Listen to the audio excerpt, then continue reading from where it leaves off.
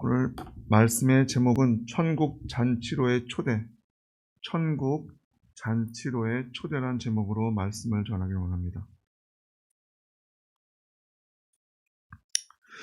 우리들이 함께 보았던 마태복음 22장 2절로 3절에 보면은 천국을 결혼식을 하는 왕에 비교하고 있습니다. 우리들이 천국이 어떤 곳인가 아마도 한 번씩은 생각해 보셨을 것입니다. 하지만 그것이 구체적으로 생각되어지지 않고 그냥 막연하게 좋은 곳, 행복한 곳, 그리고 아프고 슬프고 힘든 것이 없는 곳이라고 정도만 생각을 하지 그 이상 어떻게 생각하지 못하는 것 같습니다. 그런데 오늘 우리 예수님께서 비유로 천국에 대해서 말씀해 주시고 있습니다.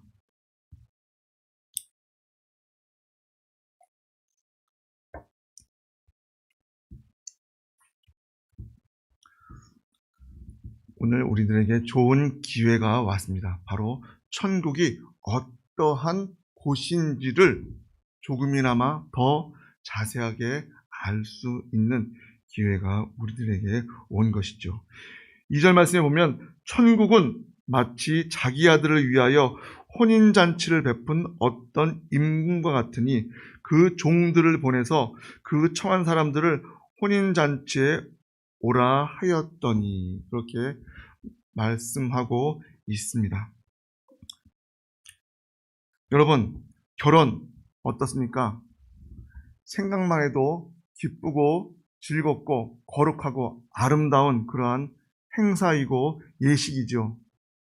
한 사람에게 있어서 일평생 단 한 번밖에 주어지지 않는 그러한 정말 최고의 순간이라고 말할 수 있을 것입니다. 그런데 이 결혼식을 그냥 결혼식만으로 이야기하지 않고 결혼식 축연 혹은 결혼식 연회라고 불려지기도 합니다. 왜 그럴까요? 결혼식은 잔치를 베풀기에 가장 적당한 그러한 순간이기 때문에 그냥 결혼식으로 끝나지 않고 결혼잔치라고 할 수 있다는 것입니다. 잔치가 무엇입니까? 파티죠. 즐겁고 신나게 먹고 마시고 누리고 할 수 있는 귀한 순간이자 시간이 바로 잔치일 것이고 그 잔치 중에서도 최고의 잔치는 결혼 예식, 결혼식, 결혼 연회라고 할 수 있을 것입니다.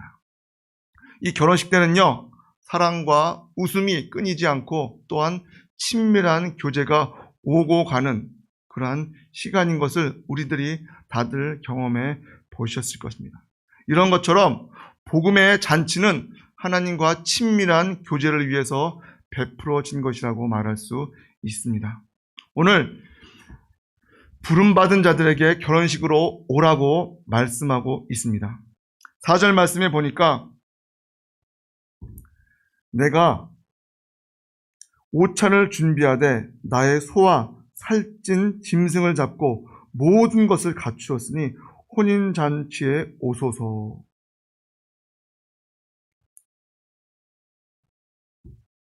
생각해 보십시오.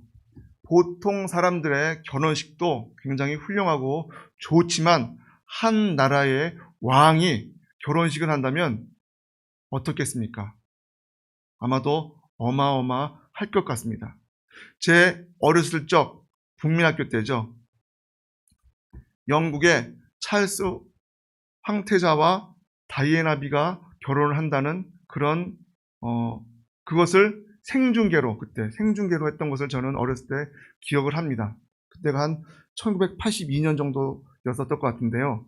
아마도 그 당시에 생중계가 되는 것도 쉽지 않았는데 그것이 결혼식이 생중계가 됐다는 것이죠. 전 세계 사람들이 그 정말 세기의 결혼이라고 할 수 있는 그 결혼식을 보려고 다들 TV 앞에 모여 있었을 것입니다.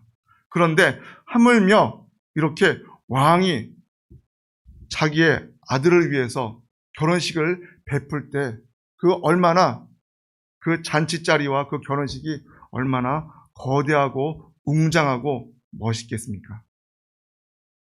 그런데 오늘 바로 그 천국을 왕이 베푸는 결혼식과 같다고 말씀해 주고 있습니다. 혹시 결혼식 갔는데 사람들이 너무 많이 와서 음식을 많이 못 드시고 혹은 음식을 아예 못 드시고 돌아가 보신 적 있으십니까? 저는 그 정도는 아니었는데요. 어떤 분 얘기를 들어보니까 사람들이 너무 많이 오니까 준비한 음식이 다 떨어져서 제대로 못 먹고 왔다라는 이야기를 종종 들은 적이 있습니다. 그런데 이 왕의 결혼식은 그렇지 않았다는 것이죠. 황소들과 살찐 짐승을 잡아서 제대로 된 정찬을 준비하였다는 것이죠. 그리고 그곳에 올 때 무슨 축의금을 가지고 오는 것이 아니라 모든 비용은 왕이 다 지불하였기에 그냥 몸만 오시면 된다라고 그렇게 초청을 하였다는 것입니다. 다시 말해서 결혼식에 오시겠습니까? 라고 초대를 받았을 때 예 라고 응하고 가기만 하면 되었다는 것입니다. 생각해 보십시오. 왕은 사랑과 기쁨과 평화가 있는 잔치 자리에 우리들을 초청하였습니다. 복음의 잔치 자리라고 할 수 있는 이 예배 시간도 마찬가지라는 것이죠. 왕이신 하나님께서 잔치를 직접 준비하시고 결혼식으로 우리들을 초청하여 주셨습니다. 모든 것이 완벽하게 준비된 까닭에 그 결혼식에 가기만 하면 됩니다. 왕의 황소와 살찐 짐승들이 그것을 제사함을 받았고 모든 것이 준비되어 있었습니다. 마찬가지로 하나님께서 그의 외아들 예수님을 복음잔치의 희생 제물로, 희생 예물로 주셨다는 것이죠. 부모에게 있어서 하나뿐인 외아들보다 더 귀한 것은 없을 것입니다. 그런데 우리 하나님께서는 가장 귀한 외아들이신 예수 그리스도를 희생 제물로 주셨다는 것입니다. 또한 하나님께서 준비하신 그 귀한 잔치 자리에 오기 위해서 모든 것을 완벽하게 준비하셨기에 초대받은 사람들은 결코 부담을 갖지 않고 갈 수가 있었다는 것이죠. 혹시 그런 생각해 본 적 없으십니까? 축의금할 때 이거 얼마 하지? 한 번쯤은 생각해 보셨을 것입니다. 하지만 오늘 이 왕의 결혼식은 그런 것이 하나도 필요가 없다는 것입니다. 그냥 몸만 잘 준비하고 가기만 하면 되는 것이었다는 것이죠. 생각해 보십시오. 높은 사람 혹은 그런 사람 집에 가거나 초대를 받는 것도 굉장히 정말 뭔가 으쓱해지고 기분이 좋아지는데 왕의 잔치에 초대를 받는다. 그것은 정말 어찌 보면 가문의 영광이라고 할 수 있을 정도고 그리고 개인의 평생 자랑거리일 수 있을 것입니다. 그런데 가장 귀한 외아들을 희생 제물로 제공한 왕의 잔치 자리에 오기를 거절하고 왕에게 대항했다는 것입니다. 오늘 말씀 보니까 초대받은 자들이 뭐라고 말합니까? 저희가 5절 말씀에 저희가 돌아보지도 않고 하나는 자기 밭으로 하나는 자기 상업차로 가고 그리고 어떻게 합니까? 그 남은 자들은 종들을 잡아 능욕하고 죽였다고 말씀하고 있습니다.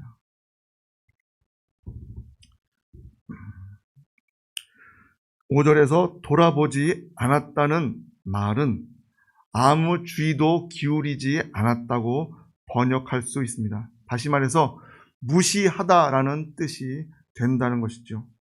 초청된 자들이 결혼식을 그들 마음에 두지 않고 그 마음에 새겨두지 않고 관심을 갖지 않았다는 것입니다. 그들은 천국 잔치에 부주의하였고 무관심하였습니다.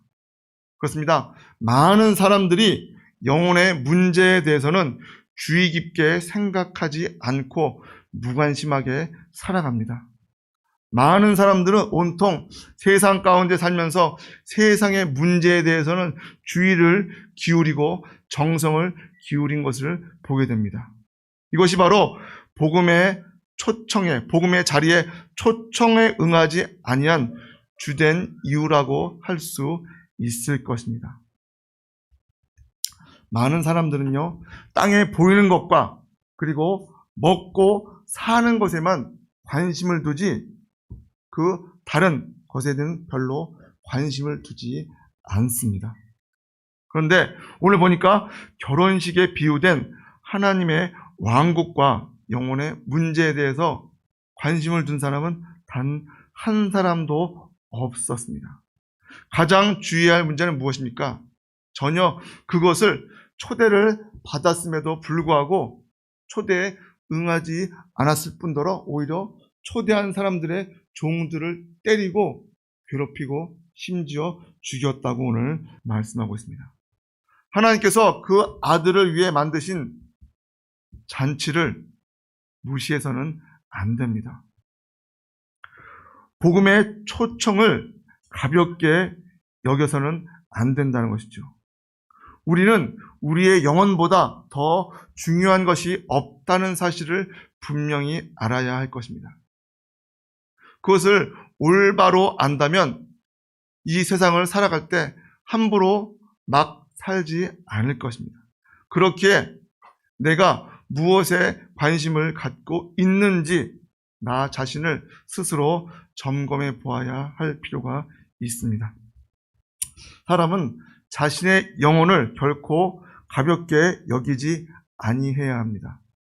죽음에 대해서, 내 삶에 대해서, 나의 영혼에 대해서, 그리고 나를 구원받는 그 일에 대해서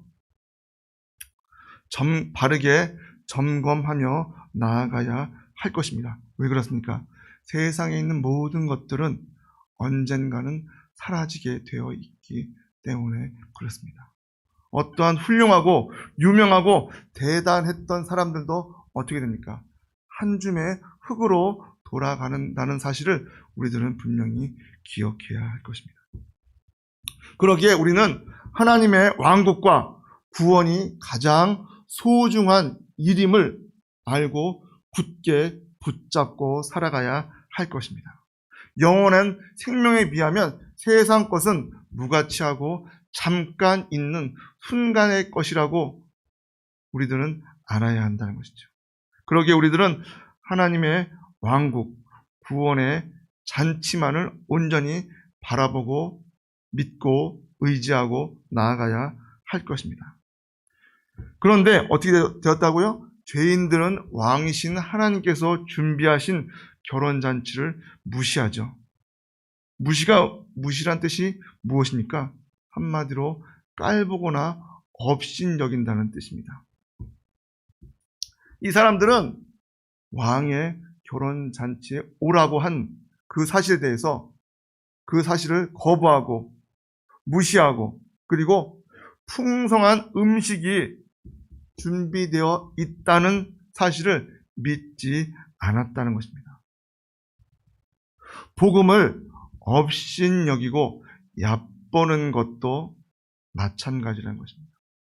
이 사람들이 왕의 아들을 업신여김으로써 결국 왕까지 업신여기게 된 것이죠. 하나님의 아들을 조소하고 아주 가볍게 대했던 그러한 죄들이 있었지요. 그 일로 어떻게 됩니까? 왕의 초청을 무시한 것은 복을 무시한 죄이기도 합니다.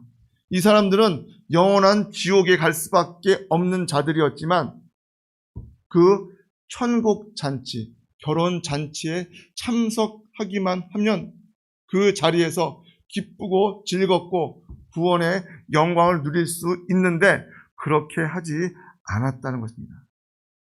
한마디로 지옥을 아주 가볍게 여겼다는 것입니다.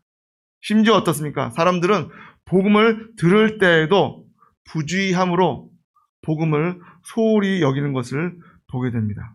우리들이 복음에 집중한다고 하면서도 그 마음의 중심을 제대로 두고 있지 않을 때가 있습니다. 어떤 사람들은요, 교회에 나와서 예배드리는, 한마디로 예배당을 출석하는 것이 자기 사업에 도움이 되기에 출석하는 사람들도 있다고 합니다.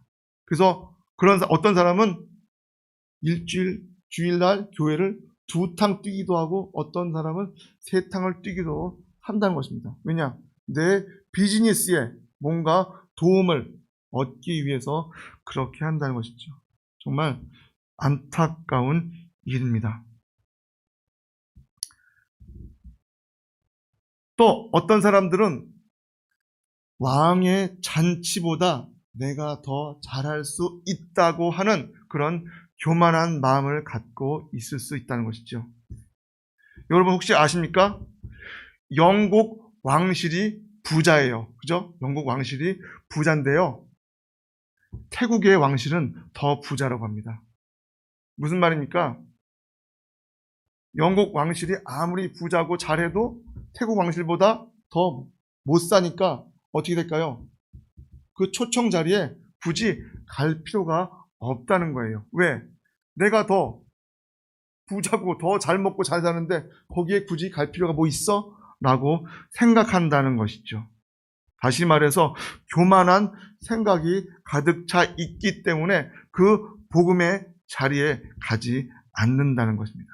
너무나 안타까운 일이죠. 결국은 세상 일로 인해서 이것저것 생각하다 보니까 하나님의 왕국을 소홀히 생각하였고 결국은 지옥에 들어갈 수밖에 없다는 것입니다. 자, 어떻게 됩니까? 결국은 초대받았던 자들이 그 자리에 가지 않았기에 부름받은 자들이 어떻게 했다고요? 그 자리에 참석하지 못했습니다. 그리고 어떻게 합니까? 그 왕이 이렇게 말합니다. 8절에 이에 종들에게 이르되 혼인잔치는 예비되었으나 청한 사람들은 합당치 아니하니 사거리 길에 가서 사람을 만나는 대로 혼인잔치에 청하여 오너라 한대.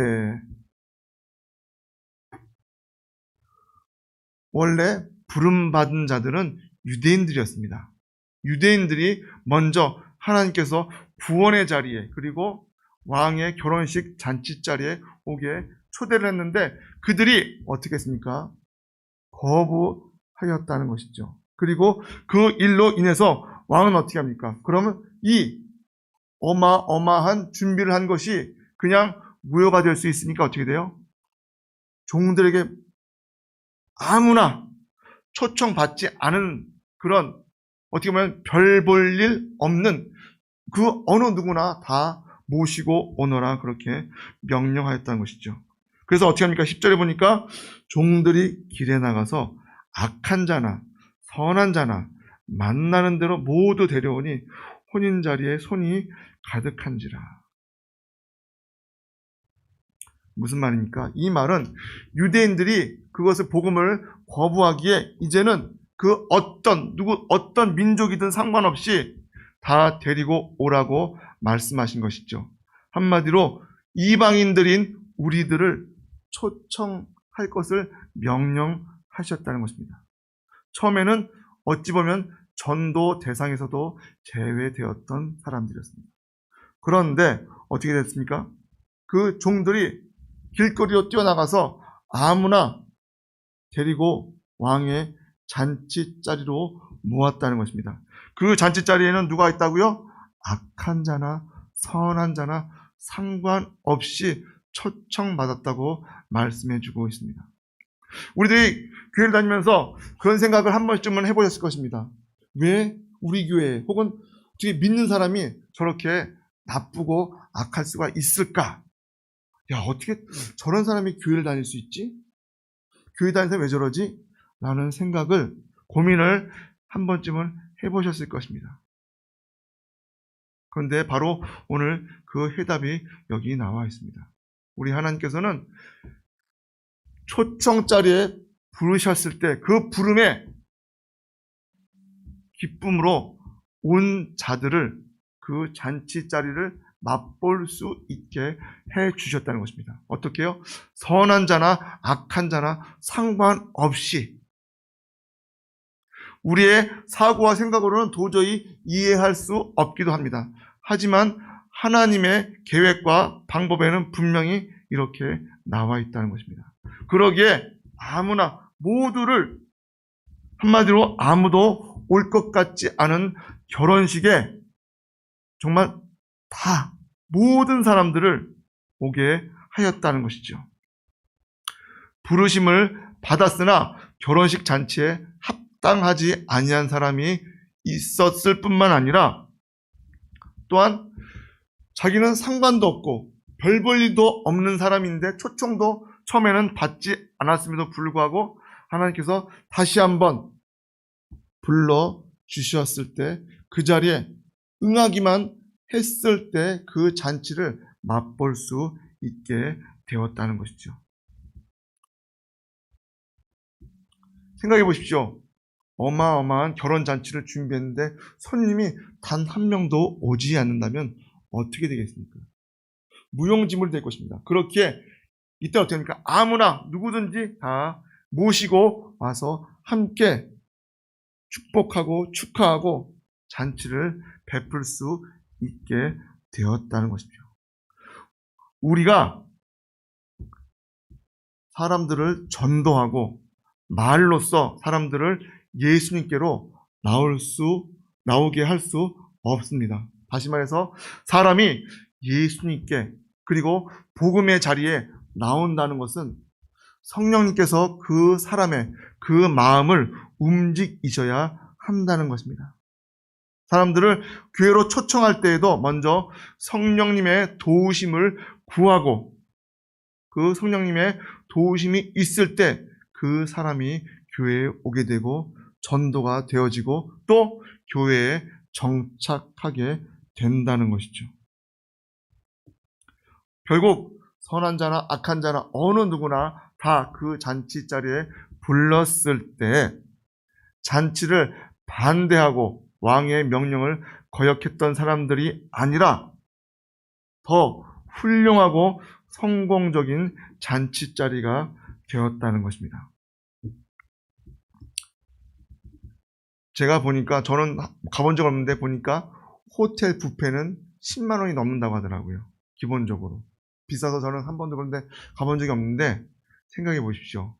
청와대라든가 아니면 백악관 아니면 어느 왕실의 결혼식의 잔치에서 음식이 나오고 그 모든 행사가 진행되어질 때 1인당 10만 원 정도로 끝날까요? 그렇지 않을 것입니다.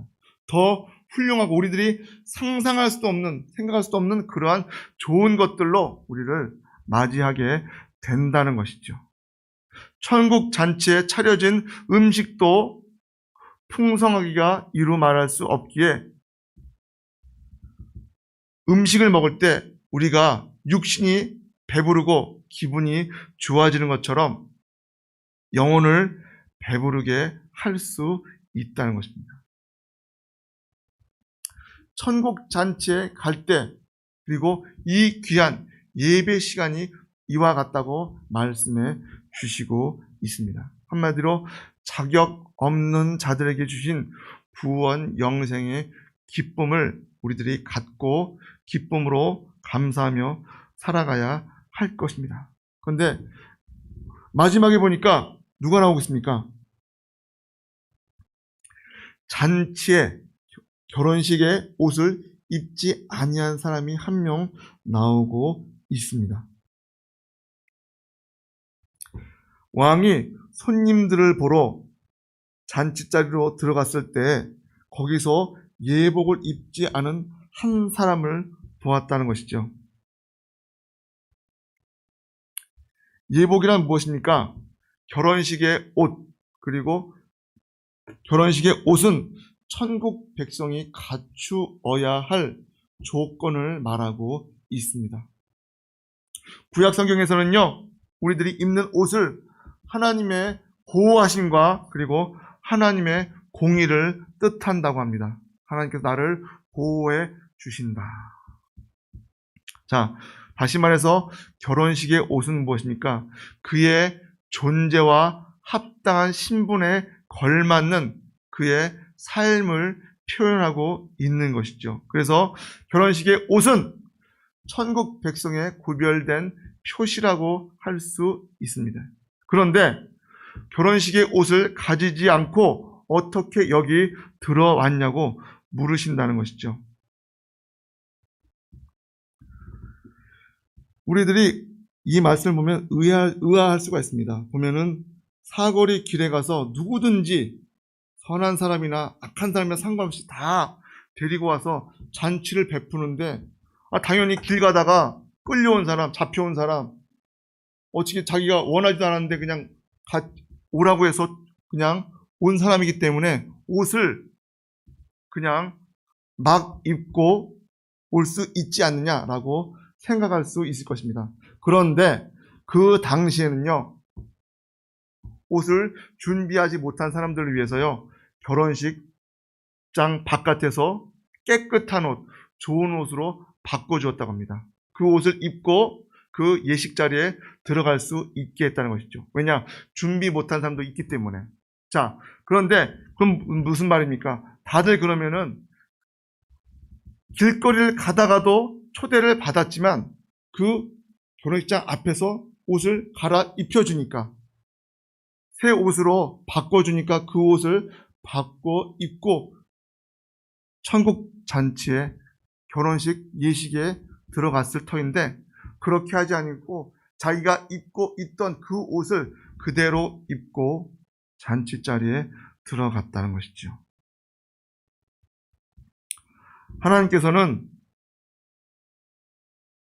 우리들이 예배 드릴 때 그 예배 드리는 그 장소에 들어오시는 분이십니다. 그리고 우리 하나님께서는 교회 안에서 잘못된 일이나 그러한 일들을 재판하시는 분이시기도 합니다.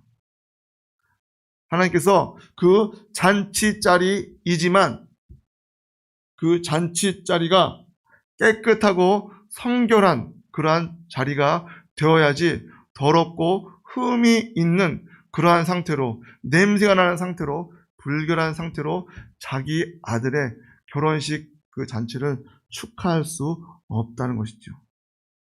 다시 말해서 믿음이 있다고 하여서 주를 사랑하지 아니하면 거짓된 믿음이라고 할 수 있습니다. 그렇게 다시 말해서 거짓된 믿음을 갖고 그 잔치 자리에 참여한 자를 여기 어떻게 들어왔느냐고 질문하신다는 것이죠.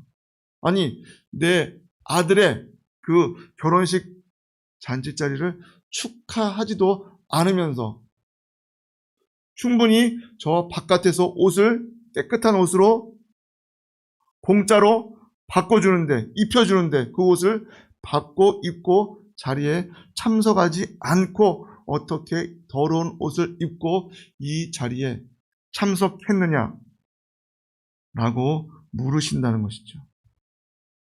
우리들이 결혼식에 옷을 입지 않았다면 지금이라도 갈아 입어야 할 것입니다. 그래서 그 사람이 어떻게 합니까? 가로되 친구여 어찌하여 예복을 입지 않고 여기 들어왔느냐 하니 저가 유구무원이오늘.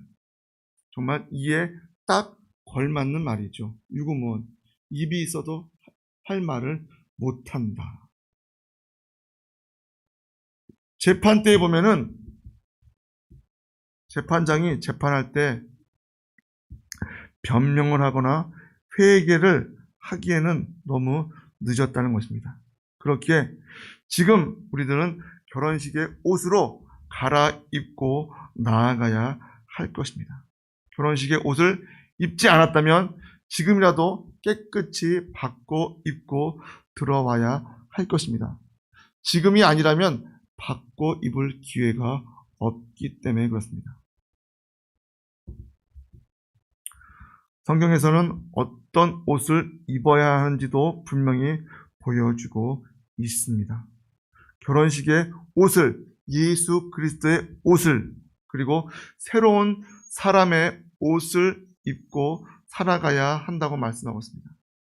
생각해 보십시오. 새로운 좋은 예복을 입은 사람이 함부로 그 옷을 입고 험한 일을 한다거나 등산을 한다거나 축구를 한다거나 주방 일을 하겠습니까? 그렇지 않겠죠. 좋은 옷을 입은 사람, 깨끗한 예복을 입은 사람은 그 입은 옷에 걸맞는 행동을, 올바른 행동을 하게 되어 있다는 것입니다. 그렇기에 예수님께서 성전에 합당치 아니한 자들을 성전에서 쫓아내셨던 것을 우리들은 기억하고 있습니다. 그런 것처럼 결혼식의 옷을 가지지 아니하면 결국 우리도 쫓김을 받긴다는 것을 분명히 알아야 할 것입니다. 그리고 14절에 청함을 받은 자는 많되 택함을 입은 자는 적으니라. 분명히 하나님께서는 선한 자나 악한 자나 똑같이 하나님의 왕국으로 부르셨죠. 그런데 부르심을 받은 모두가 그 부르심에 진정으로 순종하는 것은 아닙니다.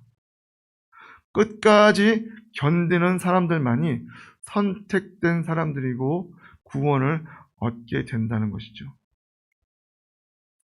우리들은 하나님 왕국에 합당한 열매를 맺는 사람이 되어야 할 것입니다. 그래서 그 열매를 하나님께 보여드릴 때 잘하였도다 착하고 충성된 종아, 내가 오늘 나와 함께 천국에 있을 것이다 라는 그런 말을 들었던 것처럼 천국잔치에 응한 자로서 그 예복에 걸맞게 행동하며 살아가는 귀한 저와 여러분 되시기를 주님의 이름으로 축복합니다. 기도하시겠습니다. 사랑의 하나님 아버지 감사합니다. 천국 잔치로 우리들을 초청하여 주셨는데 우리들이 그 초청 자리를 거부하고 싫어하고 심지어 모욕하는 그러한 일들도 지금은 보게 됩니다. 그럼에도 불구하고 우리들은 그러한 자들이 아니라 그 귀한 천국 잔치 자리에 들어가게 하심을 감사합니다. 더 나아가서 그 천국 잔치 자리에 걸맞는 예복을 입고 그에 걸맞는 행동을 하며 나아갈 수 있는 귀한 한 사람들로 붙잡아 주시옵고 함께 하여 주시옵소서. 감사드리며 예수님의 이름으로 기도하옵나이다. 아멘. 다 같이 자리에서 일어나시겠습니다.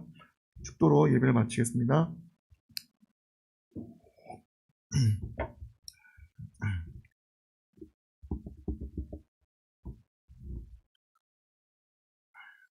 이제는 우리 주 예수 그리스도의 크신 은혜와 하나님의 무한하신 사랑하심과 성령님의 감동, 감화, 인도, 교통, 충만하심이 오늘 말씀처럼 천국 잔치로의 초대를 받은 자로서 그의 합당한 삶으로 나아가기 원하는 귀한 하나님의 백성들 머리 위에와 이 교회 위에, 이 나라 이 민족 위에 이제로부터 영원토록 함께 있을지어다. 아멘.